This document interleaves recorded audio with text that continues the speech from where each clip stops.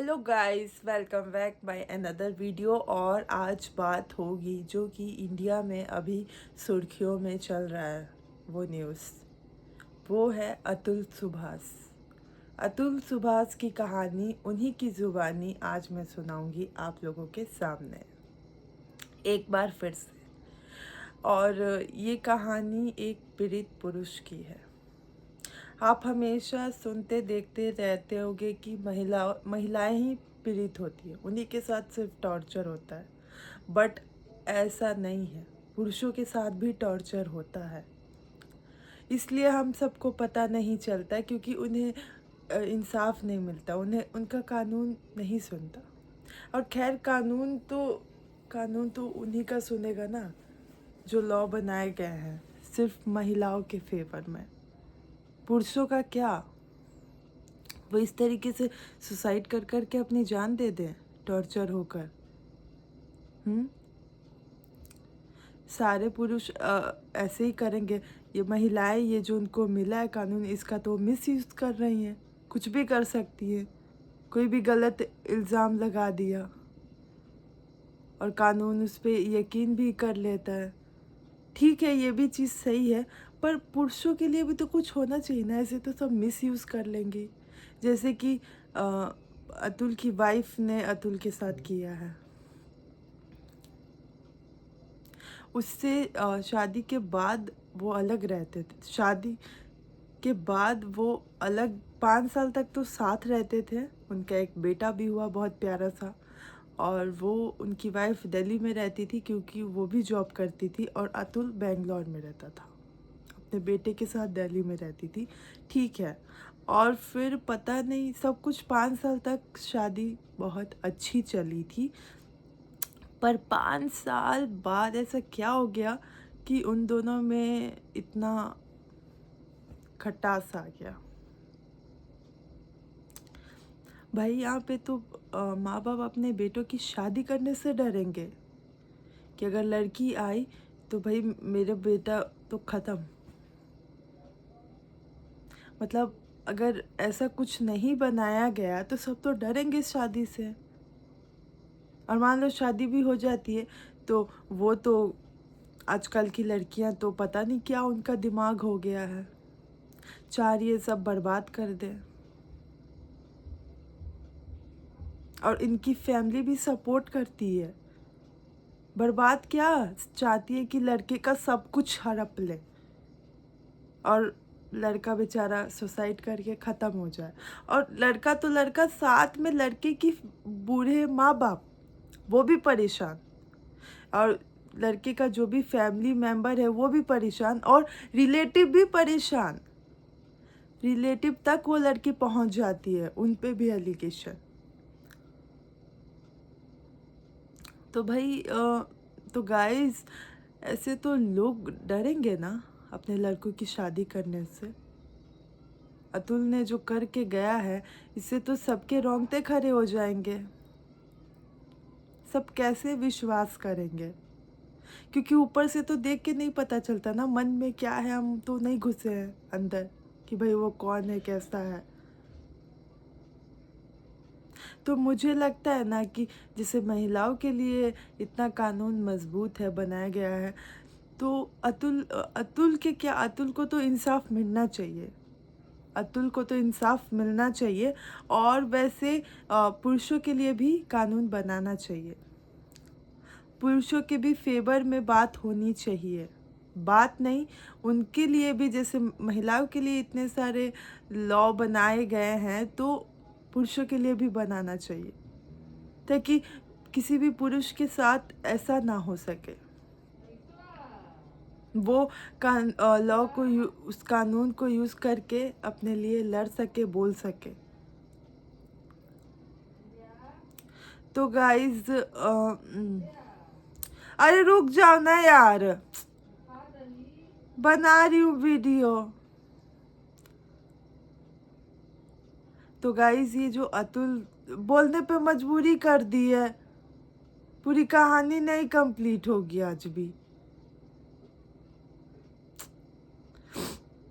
तो गाइज, ये अतुल सुभाष की जो कहानी है, उन्होंने 24 पन्नों में अपनी ये कहानी लिखी। कहानी नहीं है, ये रियलिटी है। और 1 घंटा 22 मिनट 10 सेकंड की एक वीडियो भी बनाई, जिसमें उन्होंने अपनी सारी बातें बता दी, जो भी उनकी वाइफ ने उनके साथ करा। उनकी वाइफ, ओ माय गॉड, मैं ऐसी ऐसी बातें जो मैं आप लोगों के सामने भी ना बोल सकूं। और उसमें कहानी में ये लिखा है कि पहले तो उसकी फैमिली ने, लड़की की फैमिली ने, अतुल की वाइफ की फैमिली ने बहुत सारे पैसे अतुल से लिए, बहुत सारे। मैं बता देती हूँ आपका अमाउंट 25 लाख। 25 लाख के करीब अतुल की वाइफ की फैमिली ने अतुल से लिया। फिर अतुल ने जब देना बंद कर दिया कि मैं इतने कहाँ से दूँ आपको, मेरी भी तो फैमिली है ना, मेरे भी बुरे माँ बाप हैं, उनका भी खर्चा है, मेरा भी थोड़ा बहुत खर्चा है, घर का भी खर्चा है, तो मैं आपको इतने पैसे कहाँ से दूँ बार बार। आपको भी तो समझना चाहिए, मुझे भी तो अपने ही बेटे के लिए तो फ्यूचर देखना है ना, उसके लिए भी सब कुछ देखना है। मैं आपको ही सब दे दूंगा तो मैं क्या कैसे करूँगा मैनेज। तो फिर वो लोग नहीं माने। जब अतुल ने पैसा देना मना कर दिया तो उसकी वाइफ ने घर छोड़कर चली गई। घर छोड़कर अपने मायके जौनपुर चली गई। और फिर जाके टोटल 9 के 9 केस अतुल और अतुल की फैमिली के ऊपर कर दिया। अब लड़ते रहो तुम। अब बेचारा, और टोटल कितने थे तारीख, 120, मतलब 1 साल में टोटल तारीखें थी 120। और अतुल को जो छुट्टी मिलती थी, कॉर्पोरेट ऑफिस, मतलब कॉर्पोरेट जॉब था अतुल का, और टोटल उसकी छुट्टी 23 या 24 के करीब थी। तो वो इतना तारीख अटेंड कैसे कर पाएगा? सोचने वाली बात है। अगर छुट्टी करता है तो बेंगलोर से जौनपुर आने जाने का ट्रैवलिंग का खर्चा और बाकी चीज़ें भी देखता है। तो फिर अतुल इतना कैसे कर पाएगा? कैसे? फिर अतुल क्या ही जैसे तैसे करके वो आता था। कभी कोर्ट बंद रहेगा, कभी कुछ रहेगा, तारीखें बढ़ती ही जा रही थी, डेट बढ़ा दिए जा रहे थे। बेचारा आ रहा था, जा रहा था, आ रहा था, यही चलता रहा।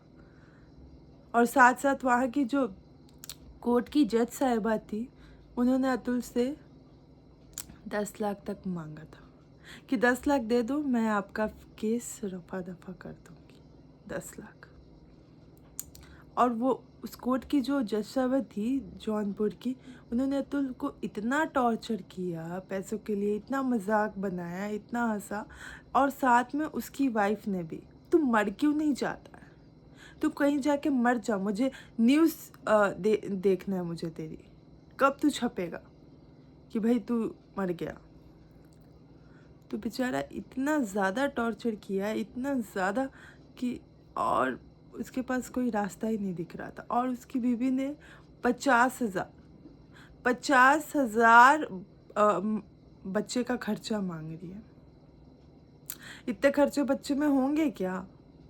पर ठीक है, 50,000, 50,000 40,000 तक तो कर ले वो मैनेज। पर जो अलग से कैश मांग रही हैं 10 लाख, 10-15 लाख, वो कहाँ से देगा? वो ऐसे ही इस कोर्ट के चक्कर में, कोर्ट कचहरी के चक्कर में उसके इतने पैसे खर्च हो गए। और इतने आने भी तो चाहिए ना। जब कोर्ट के ही चक्कर लगाते रहेगा तो वो कमाएगा कब? सो गाइज, और अतुल की वाइफ ऐसे ऐसे उन पे आरोप लगाए हैं। सो गाइज, अतुल ने भी बहुत कुछ बोला, और अतुल के कुछ विशेस भी हैं जो मैं आपको बताऊंगी। उनकी विश है कि एक विश जो कि हम सबको घर कर जाती है, जिसमें उन्होंने लिखा था कि अगर मुझे इंसाफ ना मिले तो कोर्ट के ही बाहर मेरी अस्थियों को नाली में बहा दिया जाए। अगर मुझे इंसाफ ना मिले तो कोर्ट के बाहर नालियों में ही मेरे अस्थियों को बहा दिया जाए। ये बात सुन के तो सबकी आंखें भर आए। और ये स्टेप, ये सुसाइड कर, वो थक चुके थे, वो थक चुके थे। उन्होंने बहुत कोशिश करी और उनके माँ बाप ने बोला कि भाई कुछ देकर हो जाए काम तो ठीक है। तो अतुल ने बोला नहीं, मैं ऐसा कुछ भी नहीं करूँगा क्योंकि मैं सही हूँ। गलत को झूठ का साथ लेना होता है और मैं ये सब नहीं करूँगा। मैं अपना केस सच्चाई, अच्छाई, ईमानदारी से ही लड़ूंगा क्योंकि मैं सच्चा हूँ, मैं सही हूँ। तो मुझे झूठ की सहारे की क्या ज़रूरत है। तो गाइस, क्या आपको आप लोगों को भी इसके लिए आवाज़ उठानी चाहिए। और जौनपुर में भी प्रोटेस्ट पे उतर गए हैं लोग, जस्टिस फॉर अतुल। और एक और चीज़, अतुल ने ये चीज़ सिखा के हम सबको चले गए कि पुरुषों के लिए भी कानून होना चाहिए। पुरुष कैसे आवाज़ उठाएंगे? पुरुष के पास कुछ नहीं बचेगा, वो तो सुसाइड कर लेंगे। उनके पास लास्ट ऑप्शन, क्योंकि उनका कानून साथ नहीं देगा। उनका कानून साथ नहीं देगा, उनके पास कोई रास्ता नहीं बचेगा। तो ऐसे ही होते रहेगा तो कैसे चलेगा? ये तो गलत बात है ना। सबको बराबर हक मिलना चाहिए। जैसे महिलाओं के लिए तो पुरुषों का भी तो होना चाहिए ना, कि वो भी अपने लिए आवाज़ उठाए, ऐसे महिला मिसयूज़ ना कर सके अपने पावर का। तो अतुल ने ये सिखाकर चले गए कि पुरुषों के लिए भी होना चाहिए, नहीं तो मेरी तरह सब सुसाइड कर लेंगे, उनके पास कोई रास्ता ही नहीं बचेगा। और उन्होंने एक तरीके से आंखें खोली हैं। आज तक किसी ने भी ये बात नहीं निकाली थी, बट ये सब बात तो नहीं, ये सारी बातें तो बहुत लोग कहते थे। ये बातें चर्चा में रहती थी कि महिलाओं के पुरुषों के लिए कोई कानून साथ नहीं देता, कोई कानून नहीं बना है उनके फेवर में। पर अतुल, क्या सारे सुसाइड करेंगे तभी आपको समझ आएगा क्या? कितने पीड़ित पुरुष हैं जो बोलते हैं उनकी सुनवाई नहीं होती, कुछ भी नहीं होता, वो ख़त्म हो जाते, उनकी फैमिली भी, सब लोग बर्बाद हो जाते हैं। वो लड़की सब कुछ ख़त्म कर देती। और सारे तो सुसाइड नहीं करेंगे, कुछ बस जीते हैं। तो क्या अतुल ने सुसाइड किया तभी इंसाफ मिल? अगर वो ये बातें बोलता तो कोई भी यकीन नहीं करा, किसी ने भी यकीन नहीं करा। जो बातें उसने लिखी है, वीडियो बनाई है, अगर वो जीते जी सबके सामने बोलता तो कोई भी यकीन नहीं करता। उसे सुसाइड करना पड़ा कि सुसाइड के बाद तो कानून साथ थोड़ा बहुत देगी, तरस खा के।